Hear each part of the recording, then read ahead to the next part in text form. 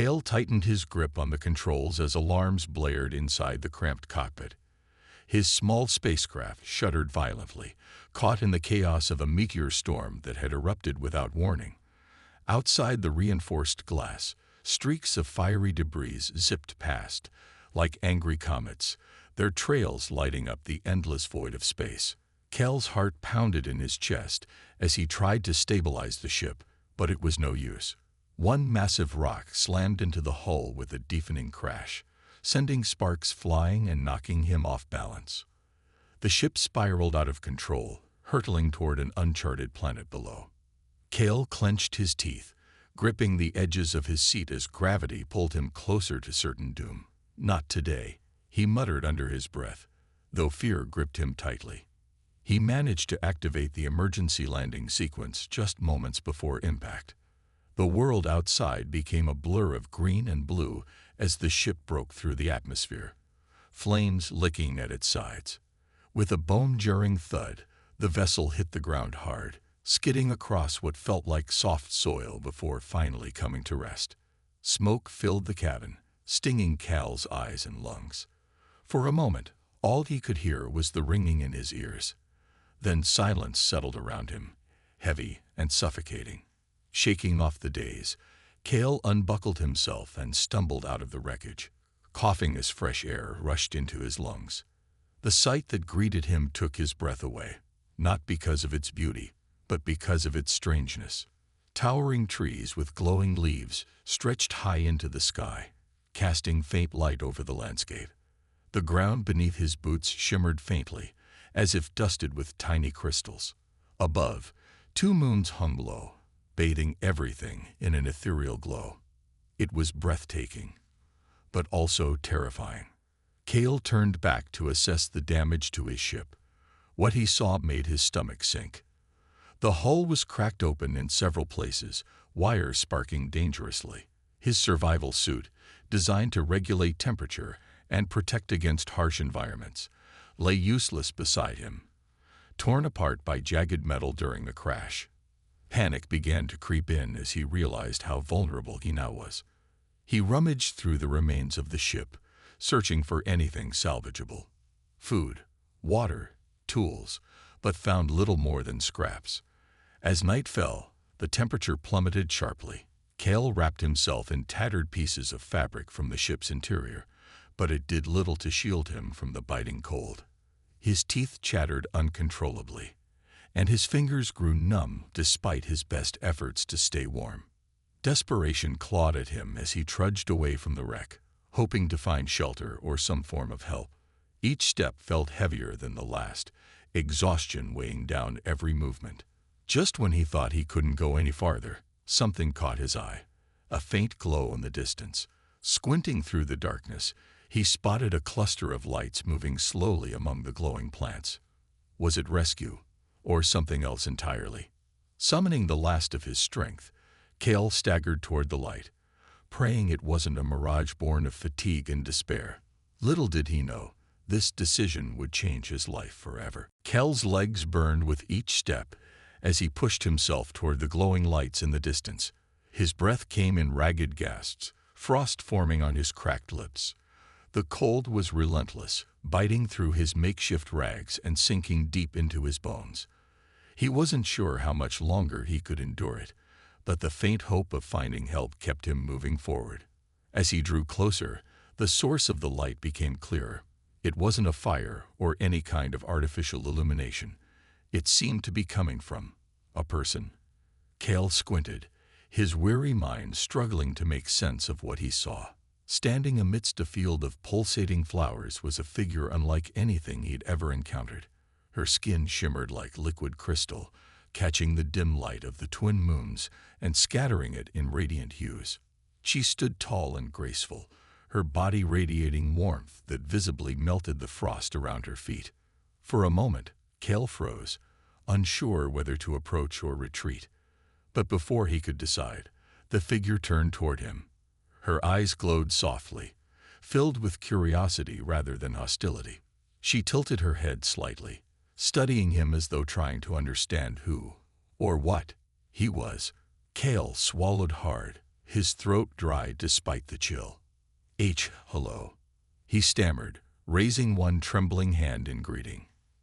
The alien woman didn't respond verbally, but her expression softened. She stepped closer, her movements fluid and deliberate. Kale instinctively took a step back, his survival instincts screaming at him to be cautious. But then she did something unexpected. She reached out and placed a gentle hand on his shoulder. Warmth surged through him instantly, chasing away the bitter cold that had clung to his body for hours. It was as if she were sharing her own energy with him, reviving him from the brink of collapse. Kale stared at her in awe, too stunned to speak. The language barrier between them was obvious. She hadn't said a word, and he doubted she understood his earlier attempt at communication. Yet somehow her intentions were clear. She wasn't a threat. If anything, she wanted to help. Without warning, the temperature around them dropped sharply again, forcing Kale to shiver violently.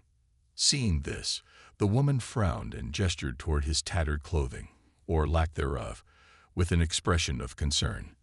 Then, pointing to herself, she smiled warmly and said something in a melodic voice that sounded like music. Though Kale couldn't understand the words, her meaning was unmistakable. I can keep you warm. No clothes? No problem. Kale muttered under his breath, interpreting her gesture as best he could. He hesitated for a moment, torn between pride and necessity. Finally, realizing he had no other choice, he nodded slowly. Okay, he whispered, more to himself than to her. I'll trust you. The woman's smile widened, and she beckoned for him to follow her. Still wary but desperate for relief from the freezing night, Kale trailed after her. As they walked, he noticed how the ground seemed to glow brighter wherever she stepped, as though the planet itself responded to her presence. The air around her felt noticeably warmer, almost inviting. For the first time since the crash, Kale allowed himself to feel a flicker of hope. They soon arrived at a strange structure nestled among the glowing trees. It looked like a hollowed-out trunk, its surface covered in swirling patterns that shifted and changed as they approached. Kale hesitated at the entrance, unsure of what lay inside. But when the woman motioned for him to enter, her glowing eyes filled with reassurance, he stepped over the threshold and into a world unlike anything he'd ever imagined. Inside the hollowed-out tree, Kale found himself surrounded by warmth and light. The walls of the structure pulsed softly, glowing with colors that shifted like a living painting. It wasn't just beautiful, it was alive. Tiny tendrils of energy seemed to weave through the organic material, creating an atmosphere that felt safe and welcoming. For the first time since the crash, Kale felt his body relax as the biting cold melted away entirely. The alien woman, whom he had begun to think of as his savior, moved gracefully around the space, tending to unseen tasks. She occasionally glanced at him, her glowing eyes filled with curiosity and kindness. Though they still couldn't communicate verbally, she used gestures and expressions to convey her thoughts. At one point, she pointed to herself and said something melodic, repeating it several times until Kale realized she was introducing herself. Lorana, he repeated slowly, mimicking the sound as best he could. Her smile widened, and she nodded enthusiastically, clearly pleased that he'd made an effort. Kale then tapped his chest and said, Kale.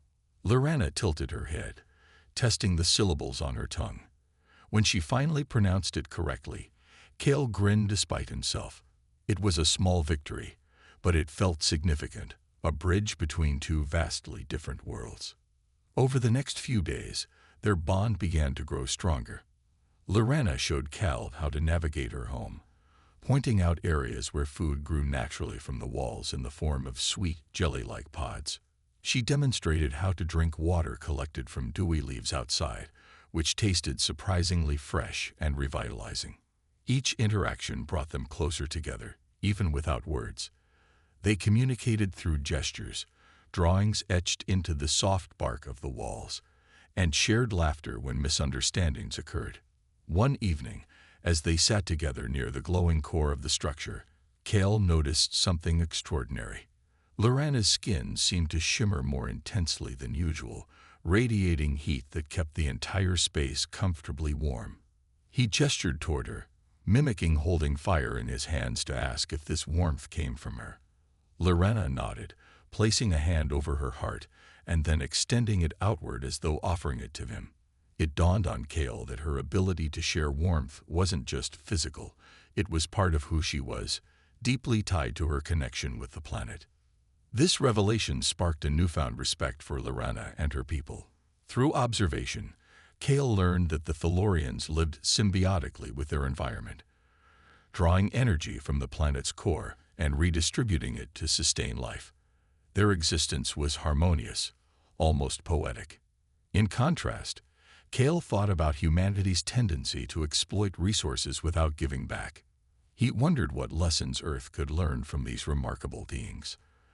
As their days together stretched into weeks, Kale found himself opening up in ways he never expected. He told Lorana stories about Earth using crude sketches and exaggerated expressions, describing bustling cities, vast oceans, and towering mountains. Lorana listened intently, her eyes sparkling with fascination. In return, she introduced him to the wonders of her world, the bioluminescent fields, the singing winds that carried melodies through the air, and the ancient trees that hummed softly as though alive with memories. Their growing friendship became a source of strength for both of them. For Kale, Lorana represented hope in a situation that had once seemed hopeless, and for Lorana, Kale offered a glimpse into a universe far beyond her own, sparking curiosity and wonder. Despite their differences, they discovered a shared desire to understand and protect each other, a bond that transcended language, culture, and species. Yet, even as their connection deepened, Kale couldn't shake the feeling that challenges lay ahead. Lorana's occasional glances toward the horizon hinted at concerns she hadn't yet shared. Whatever awaited them, Kale knew one thing for certain. He would face it alongside her. As Kale and Lorana's bond deepened, the world outside their glowing sanctuary began to intrude on their fragile peace. One morning, as they ventured into the bioluminescent fields to gather food, a group of Thalorians appeared on the horizon. Their forms shimmered like Lorana's, but their expressions were anything but welcoming. They moved with purpose, their glowing eyes fixed intently on Kale. Lorana immediately stepped in front of him, her posture protective yet tense. She exchanged rapid, melodic phrases with the newcomers, her tone firm but respectful. Kale couldn't understand the words, but the tension in the air was palpable. He felt like an outsider once again, someone unwelcome and out of place. The leader of the group, a tall figure with sharp features and an aura of authority, gestured toward Kale and spoke sternly. It was clear they weren't happy about his presence. When the exchange ended, Lorana turned to Kale, her expression conflicted. Using gestures and simple drawings in the dirt, she tried to explain what had happened. From what Kale could gather, the Thalorians viewed humans as dangerous outsiders who disrupted the delicate balance of their planet. Some even believed that helping Kale put their entire community at risk. The leader had demanded that Kale leave immediately, or else. Kale felt a surge of frustration and guilt. He hadn't asked for any of this. He was just trying to survive. But he also understood why the Thalorians might see him as a threat. After all, humanity's history was riddled with examples of exploiting resources and destroying ecosystems. To them, he represented everything they feared.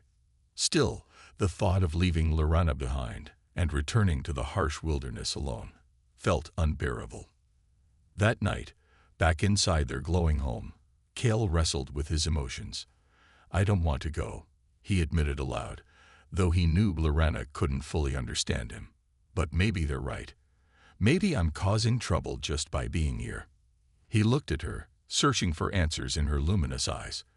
Lorana placed a reassuring hand on his shoulder, shaking her head firmly. Her message was clear. "You belong here.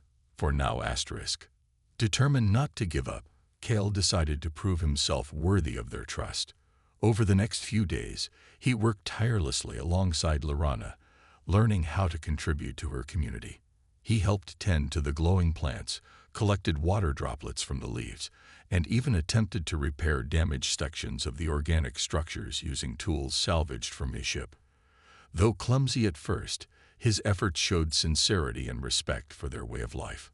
Despite his hard work, skepticism lingered among the Thalorians. One evening, as Kale and Lorana returned from gathering supplies, they were confronted by the same group. This time, the leader's tone was harsher. He pointed accusingly at Kale and then toward the distant horizon, making it clear that his patience was wearing thin. Lorana stood her ground, speaking passionately in defense of Kale. Her voice carried strength and conviction, echoing through the field like a song of defiance. The standoff grew tense until one of the younger Thalorians stepped forward hesitantly. Unlike the others, his expression held curiosity rather than hostility. He approached Cal cautiously, examining the crude tools he carried and pointing to the damaged remnants of his ship visible in the distance. When Kale nodded and gestured toward the vessel, the young Thalorian's eyes lit up with interest. It was a small breakthrough, but it gave Cal hope. Perhaps not everyone saw him as a threat. With Lorana's support and the faint glimmer of acceptance from the younger Thalorian, Cal resolved to keep trying. He knew earning their trust wouldn't be easy, but he was willing to fight for it. For Lorana, for himself, and for the chance to bridge two worlds that seemed so different yet shared the same desire for survival. The road ahead would be challenging, but Cal was no longer afraid. Whatever came next, he would face it head-on, with Lorana by his side. Cal's determination to prove himself grew stronger with each passing day. The young Thalorian who had shown curiosity about his tools became a frequent visitor, often joining Cal and Lorana as they worked on repairing the damaged ship. His name was Valen, and though communication between them remained limited, Cal could sense a shared eagerness to learn. Valen brought pieces of organic material from the forest, flexible vines, glowing crystals, and shimmering leaves that seemed perfect for mending the ship's broken systems. Together, they experimented with combining these alien resources with the salvage technology from Cal's vessel. At first, progress was slow and frustrating. Many of Cal's attempts ended in failure.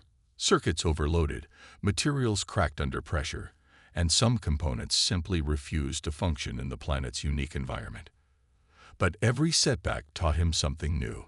He began to notice patterns in how the Thalorians interacted with their world, the way they harnessed energy, adapted to changes, and repaired damage without causing harm. Inspired by their methods, Cal started thinking outside the box, using creativity instead of relying solely on human engineering. Lorana played an essential role in this process.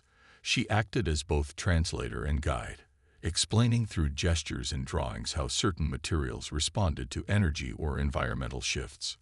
Her patience never wavered, even when Cal made mistakes. One evening, after hours of trial and error, Cal finally managed to stabilize a critical power conduit using a combination of glowing crystal shards and reprogrammed circuitry. When the system hummed softly to life, emitting a faint blue light, he let out a triumphant laugh. Lorana clapped her hands, her smile radiant, while Valen tilted his head in fascination, clearly impressed. This small success marked a turning point not only for the repairs, but also for Cal's relationship with the Thalorian community.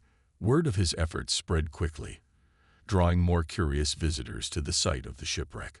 Some came to observe, others to help, and a few simply to marvel at the strange fusion of human and alien technology. Slowly but surely, the hostility toward Cal began to fade, replaced by cautious acceptance. Even the leader of the group softened slightly, acknowledging Cal's dedication with a curt nod during one of his inspections. Through this journey, Cal discovered strengths within himself that he hadn't known existed. Back on Earth, he'd always considered himself average. Good at fixing things, sure, but nothing extraordinary. Here, however, he found himself adapting to challenges far beyond anything he'd ever faced. He learned to think quickly, improvise solutions, and remain calm under pressure. Most importantly, he realized that survival wasn't just about individual resilience. It was about working together, trusting others, and finding strength in unity. For Lorana, the experience was transformative as well. By standing by Kale despite opposition from her own people, she demonstrated courage and conviction. Her actions inspired other Thalorians, especially the younger ones, to question long-held beliefs about outsiders. Through Kale, they began to see the potential for cooperation rather than conflict, a shift that would have lasting implications for their society. As the days turned into weeks, the outline of the repaired ship began to take shape. It no longer looked entirely human-made. Patches of glowing crystal lined its exterior, and strands of living vine reinforced its structure. To Kale, it was a symbol of hope, not just for his return to Earth, but for the possibility of bridging two vastly different worlds. With Lorana and Valen by his side, he felt ready to face whatever challenges lay ahead. Little did he know, the greatest test was yet to come. Just as Kale, Lorana, and Valen began to feel a sense of accomplishment with the nearly repaired ship, disaster struck without warning. The skies darkened unnaturally fast, and an eerie rumble echoed through the ground beneath their feet. At first, Kale thought it was another storm brewing, but this was different. The air grew heavy, charged with static electricity that made the hairs on his arms stand on end. Even the glowing plants around them dimmed, their usual vibrant light flickering weakly. Lorena exchanged worried glances with Valen before turning to Kale. Her expression was grim, her normally calm demeanor replaced by urgency. She pointed toward the horizon, where jagged cracks of lightning tore through the clouds, illuminating massive waves of energy surging across the sky. Then she placed her hands over her heart and mimed something collapsing, a gesture Kale had never seen her use before. It took him a moment to realize what she meant. The planet's core was destabilizing. Valen explained further using broken gestures and fragments of language they'd learned together.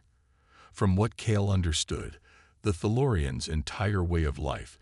The final days passed in a blur of activity as Kale prepared to leave the planet. With the core temporarily stabilized and the Thalorians' trust earned, there was nothing left to delay his departure.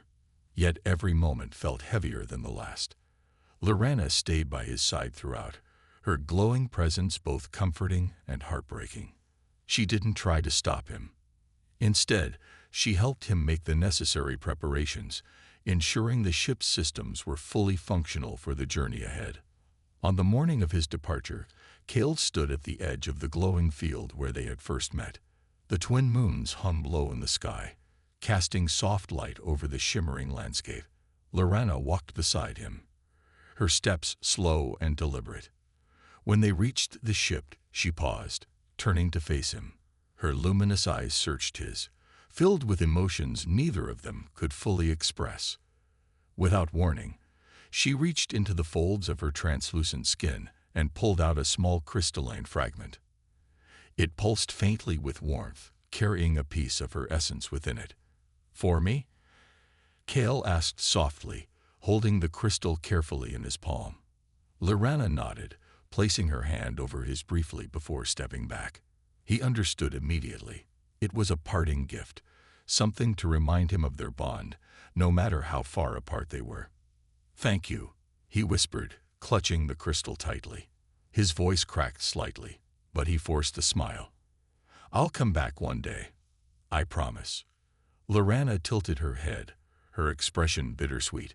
Whether or not she believed him, she offered a small nod and a gentle wave. As Kale climbed into the ship, he glanced back one last time, memorizing her radiant form standing amidst the glowing plants. Then, with a deep breath, he powered up the engines and launched into the sky. The flight home was long and lonely, but the crystal Lorana had given him remained warm against his chest, a constant reminder of the connection they shared. When Kale finally returned to Earth, he was greeted as a hero, a survivor who had endured unimaginable challenges. But rather than reveling in the attention, he focused on sharing his story. Through speeches, interviews, and written accounts, he spoke about the Thalorians, their harmonious way of life, their kindness, and their incredible resilience. He emphasized the importance of respecting other species and protecting the delicate balance of ecosystems, lessons humanity desperately needed to learn. Back on the alien planet, Lorana watched the stars each night, searching for any sign of Cal's return. Though she knew the chances were slim, she held on to hope. Her people, inspired by her bravery and Cal's determination, began exploring ways to strengthen their bond with the universe beyond their world. Slowly but surely, they opened themselves to the possibility of alliances with outsiders, bridges built on trust, understanding, and mutual respect.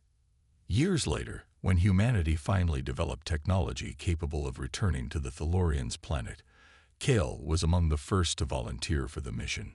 Upon landing, he stepped out of the ship to find Lorana waiting for him, her glow as radiant as ever. Time seemed to stand still as they embraced, their bond stronger than ever. Together, they embarked on a new chapter, one that united two worlds in peace and cooperation. As Cal looked around at the glowing fields, the shimmering trees, and the faces of the Thalorians who now welcomed him openly, he felt a profound sense of fulfillment. Theirs was a story of hope, courage, and unity, a testament to what could be achieved when differences were set aside in favor of shared dreams. And though challenges lay ahead, Cal knew they would face them together, proving that even across galaxies, connections forged in trust and love could endure forever. ****, hopeful futures. Yea, ****.